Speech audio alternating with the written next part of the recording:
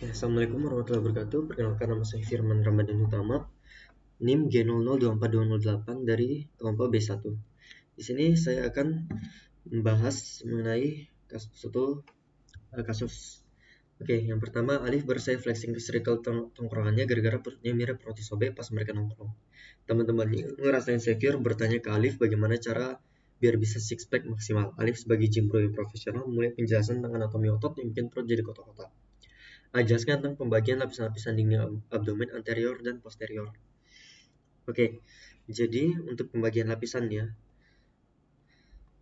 mainly kalau dinding abdomen dia akan terbagi menjadi beberapa lapisan ya. Yang pertama pasti dari superficial. Yang pertama dari superficial ada kulit. Nah, dari kulit ini kulit dia akan berlanjut jadi fascia superficial. Fascia superficial ini dia akan terbagi menjadi dua, ada fascia Camper sama fascia Scarpa. Fascia Camper ini yang mainly atau mayoritas nih terdiri dari lemak. Kemudian kalau fascia Scarpa dia akan jenis stratum membranosum atau yang membagi antara fascia Camper dengan fascia dorsal, fascia profunda.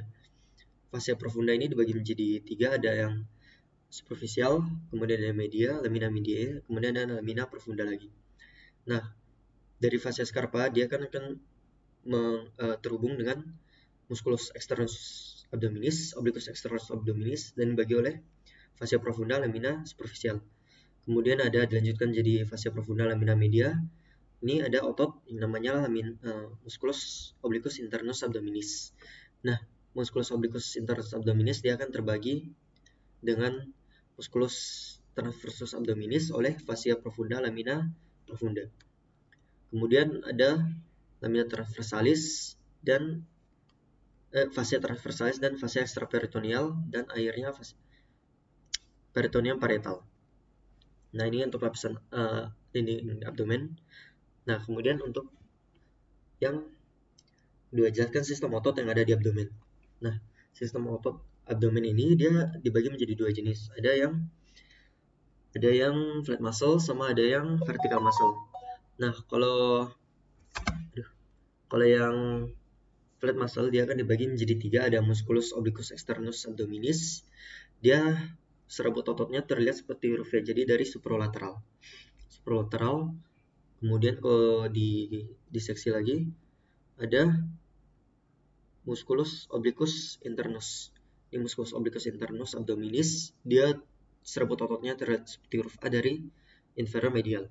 Kemudian dari bagian profundanya lagi ada musculus transversus abdominis. Dia ketiga aponeurosis otot flat muscle ini dia akan membentuk vagina musculi recti. Nah, vagina musculi recti dia akan terisi oleh musculus rectus abdominis ini yang namanya nanti akan menjadi berapa orang menyebutnya roti sobek, dan ada musculus pyramidalis yang hanya segelintir orang saja yang punya, kecil dekat dengan pelvis. Nah, musculus rectus abdominis ini dia akan dibagi menjadi berapa segmen. Ada oleh intersectiones tendinae. Ada yang setinggi professus voideus, ada yang setinggi umbilicalis, dan ada yang diantara keduanya, sehingga akan terlihat seperti 6 kotak, 6 segmen. Berapa ada yang punya 8, bahkan ada yang punya 10, ada juga yang punya 4, tergantung genetiknya. Kemudian ada yang dibagi 2, ini akan dibagi oleh linea alba. Kemudian di sini ada linea semilunaris. Nah, ini musculus rectus abdominis. Dia ini akan divaskularisasi oleh musculus arteri epigastricum ticus inferior et superior. Kemudian ada juga nervus subcostalis yang termasuk di isi dari vagina musculi recti. Kemudian ya sudah ya.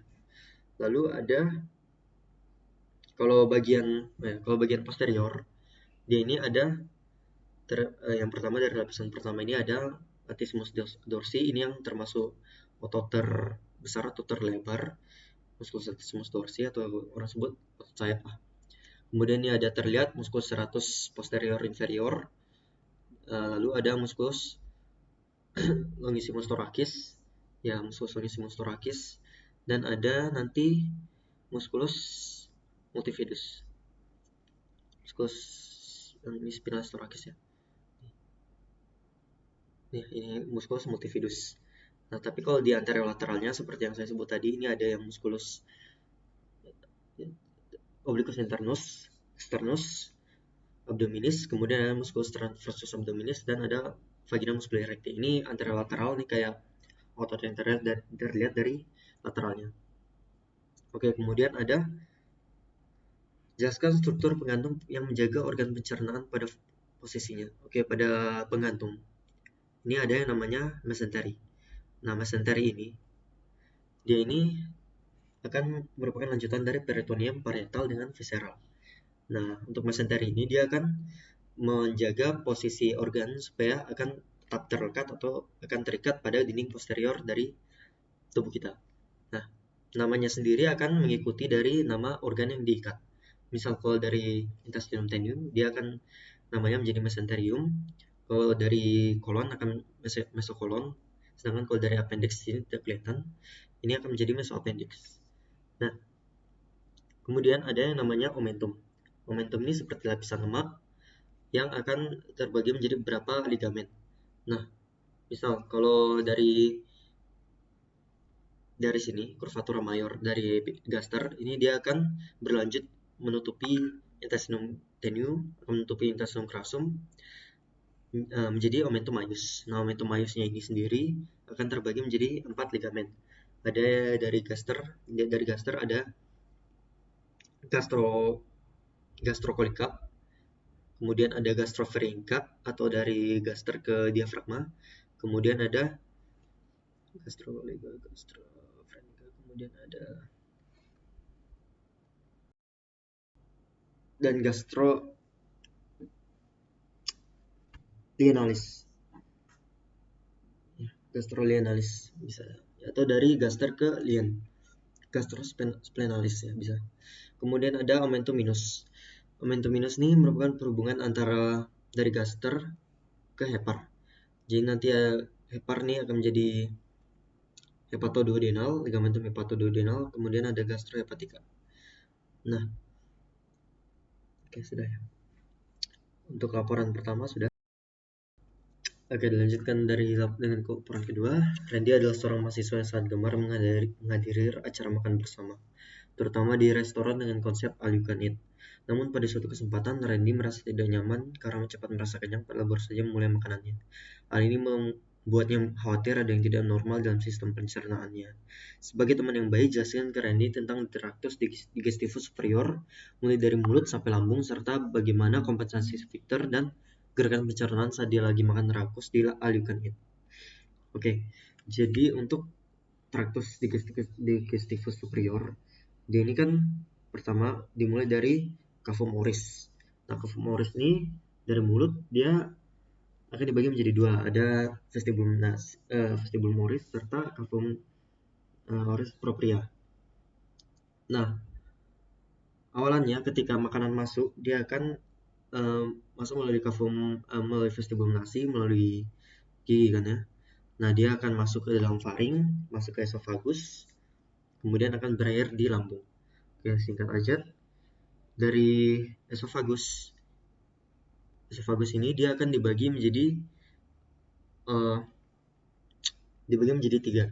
Ada yang bagian cervical, kemudian ada bagian thoracalis, serta ada bagian abdominal. Nah, untuk ketiganya ini akan ada namanya penyempitan. Ada penyempitan dari superior, kemudian ada yang media, serta ada inferior. Kemudian kalau dalam gerakan esofagus ini dia apabila ada makanan namanya gerakan peristaltik. Kemudian ada kalau tanpa ada makanan namanya MMC, migration motor complex. Tapi kalau dalam peristaltik ini caranya itu esofagus dia akan melakukan suatu gerakan yang dimana ketika ada makanan di sekitar sini ada makanan namanya bolus. Apabila di sekitar sini ada makanan, di sini akan mengalami konstriksi. Pada bagian proksimalnya akan mengalami konstriksi dan pada bagian distal akan mengalami relaksasi sehingga makanannya itu akan bisa turun ke bawah. Nah, konsepnya gitu. Ini akan terbantu oleh beberapa plexus nervus. Nah, seperti yang kita tahu kalau tractus digestivus itu dia umumnya ada stratum mucosa, kemudian ada submucosa, kemudian ada muscularis, baru ada serosa kan. Nah, di bagian plexus antara mucosa, bayangkan kalau di sini ada mucosa ya. Nah, misalnya kalau di sini ada mucosa, kemudian di sini mucosa, di sini ada lapisan submucosa, kemudian ada muscularis dan ada serosa di bagian sini. Nah, pada bagian submucosa ada plexus yang namanya plexus Meissner, dan di antara muscularis yang dimana akan dibagi menjadi dua ada inner circular layer dan longitudinal layer, akan ada namanya plexus mesentericus Auerbach. Nah, ini dia akan dua plexus ini dia akan bekerja sama untuk melakukan gerakan peristaltik pada esophagus. Kemudian apabila makanannya sudah sampai ke bagian dari gaster, ini dia akan dipisah oleh musculus sphincter cardiaci, atau orang-orang sebut lower esophageal sphincter. Nah, di lower esophageal sphincter ini dia akan bersifat involuntary atau tidak sadar. Jadi makanannya itu akan masuk ke dalam gaster. Tapi kalau ada kelemahan pada muskulus ini, dia akan membuat acid reflux. Jadi asam pada gaster ini dia akan naik ke esophagus menyebabkan iritasi, nanti yang namanya gastroesophageal reflux disease. Nah, kemudian pada bagian sphincter bagian bawah ini ada yang namanya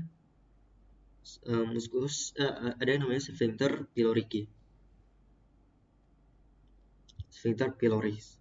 Nah, seperti kita tahu gaster itu kan dibagi menjadi beberapa bagian ya. Ada yang namanya fundus, ada kemudian corpus, antrum pylorici, dan pyloris.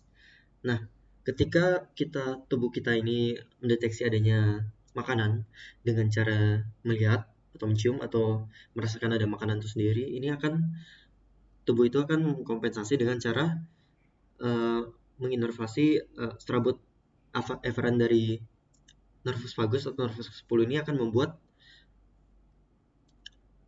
fundus gaster itu akan mengalami pembesaran distensi. Nah, itu dia akan membesar sehingga siap untuk menerima makanan. Namun apabila bolusnya itu sudah sampai ke korpus, dia juga akan membuat fundus ini mengalami pembesaran lebih lanjut. Nah, apabila fundus ini sudah bercampur dengan gastric juice yang berisi misal asam lambung, dia ini akan mencampurkan bolus ini akan membentuk yang namanya chyme. Nah, apabila chyme ini sudah sampai akan mengalami kontraksi kan ya. Kan gaster ini juga akan mengalami kontraksi dengan konsep seperti kontraksi pada otot polos.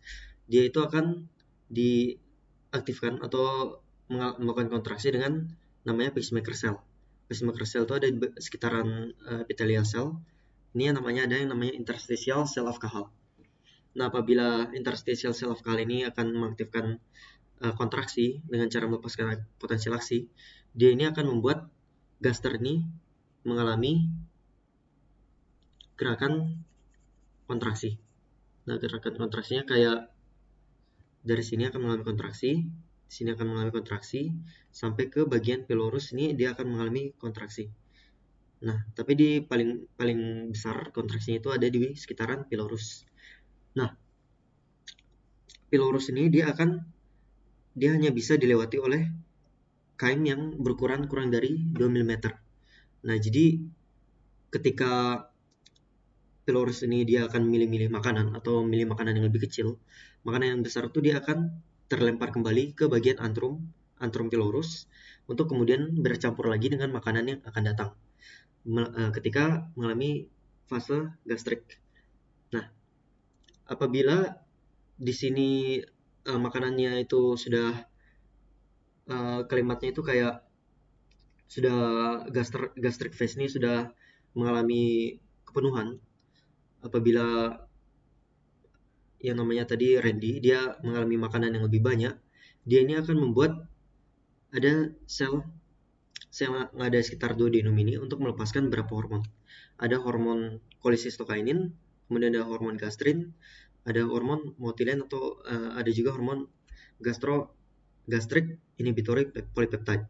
Nah, itu dia akan membuat gaster ini akan mengalami relaksasi sehingga akan membuat gaster ini akan mengalami relaksasi sehingga tidak akan cukup untuk membuat makanannya itu masuk ke duodenum. Nah, kemudian ada juga di sini ada suatu sel yang akan memberikan sinyal ke bagian simpatik, nervus simpaticus, sehingga akan membuat kontraksi pada musculus sphincter pyloric ini sehingga akan menghambat makanan itu untuk masuk ke duodenum. Nah, itu untuk kompensasi sphincter di tubuh kita. Oke, lanjut. Oke, dan yang terakhir, Andre, seorang mahasiswa tingkat akhir, merasa tidak nyaman setelah mengonsumsi makanan cepat saji selama sebulan penuh karena kesibukan menyelesaikan skripsi. Ia sering mengalami perut kembung, rasa tidak nyaman di bagian bawah perut, dan gangguan buang air besar. Dalam obrolan ringan di kampus, Andre mengeluh kepada Anda. Sebagai teman yang baik, jelaskan kepada Andre tentang tractus digestivus inferior. Jelaskan tentang perbedaan jejunum dan ileum. Oke, pertama, tractus digestivus inferior. Dia akan penandanya itu ada suatu bangunan yang namanya ligamentum tract atau ligamentum suspensorium duodenum. Nah, ini ligamentum tract itu terlihat seperti ini kalau kita nah ini adalah ligamentum tract. Dia ini terletak di bagian flexura duodenojugularis. Dia berfungsi untuk supaya tidak terjadi obstruksi. Nah, pertama-tama dari duodenum dia akan melanjutkan ke jejunum kan ya. Jejunum kemudian ke ileum dan intestinum crassum kolon. Nah, pertama-tama untuk perbedaan dari jejunum dan ileum. Nah, ini jejunum. Dia ini. Jejunum ini jejunum dia itu ciri-cirinya lebih tebal, kemudian dia itu memiliki vasa rekta yang lebih banyak. Kemudian ada arteri arcades, itu dia terdiri dari 1 sampai 2 tingkat. Nah, ini arteri arcades dari 1 sampai 2. Dia ini memiliki pembuluh darah yang lebih banyak sehingga absorpsinya paling banyak terjadi di jejunum. Sedangkan kalau di ileum, dia ini kebanyakan arteri arcades-nya terdiri dari 3 sampai 5, pembuluh darahnya sedikit. Dia ini juga lebih sempit diameternya. Lalu untuk plaque payer atau jaringan limfoid atau biasanya orang panggil itu GALT. Nah, GALT-nya itu dia lebih banyak di ileum. Karena ileum ini lebih dekat dengan intestinum crassum dan di mana kolon ini dia paling banyak terdapat bakteri. Dan untuk mencegah ini ileum biasanya lebih banyak plaque payer-nya. Nah, lalu untuk tingkat lemak atau banyaknya lemak itu paling banyak ada di ileum daripada jejunum. Oke, sekian untuk ciri-ciri antara jejunum dan ileum. Kemudian jelaskan struktur bangunan di kolon. Oke, untuk kolon, ini kolon, dia ini,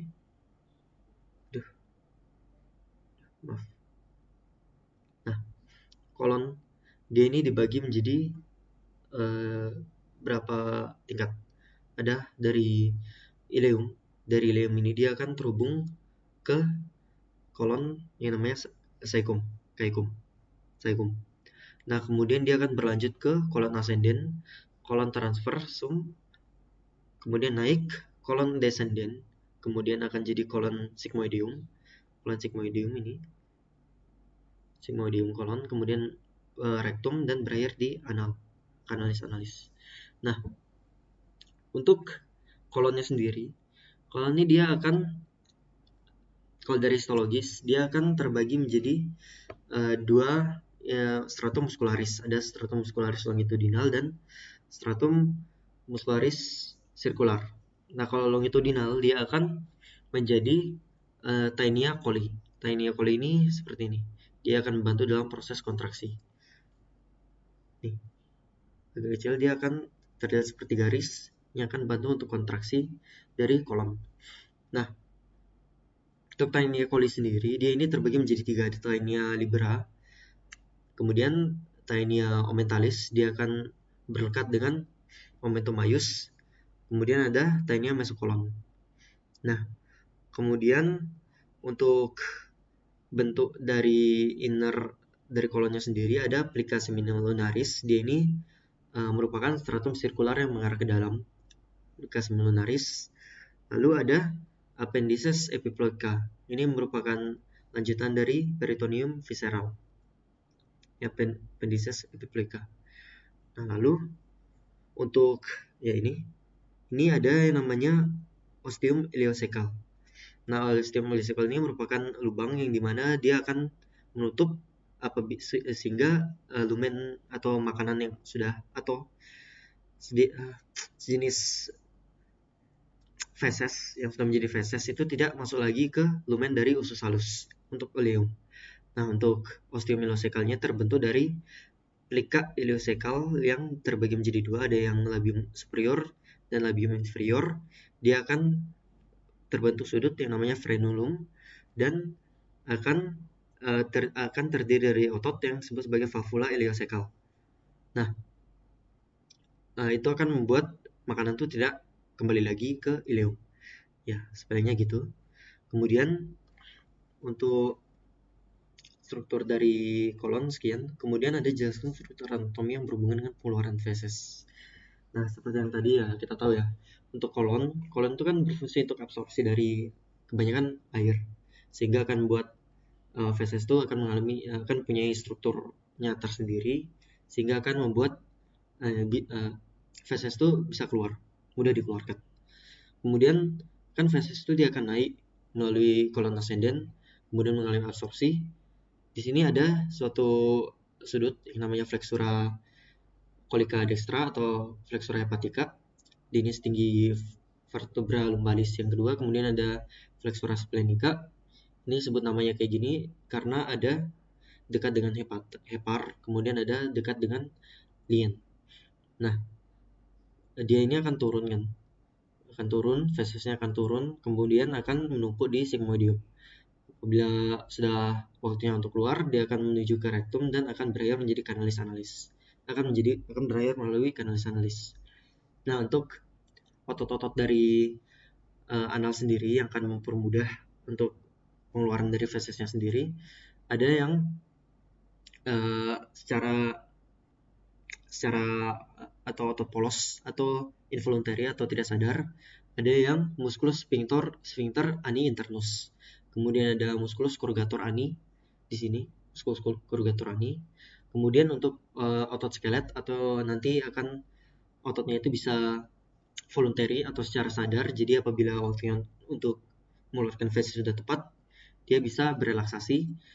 Nah, ini ada musculus ani externus dari pars profunda, superficialis dan subcutaneous. Nah, kemudian ada juga musculus puborectalis. Musculus puborectalis adalah ini, musculus cefatorani. Nah, otot-otot ini yang akan bekerja sama untuk mempermudah untuk pengeluaran feses ketika kita sudah mau feses lah. Oke, mungkin segitu saja yang bisa saya sampaikan. Terima kasih. Assalamualaikum warahmatullahi wabarakatuh.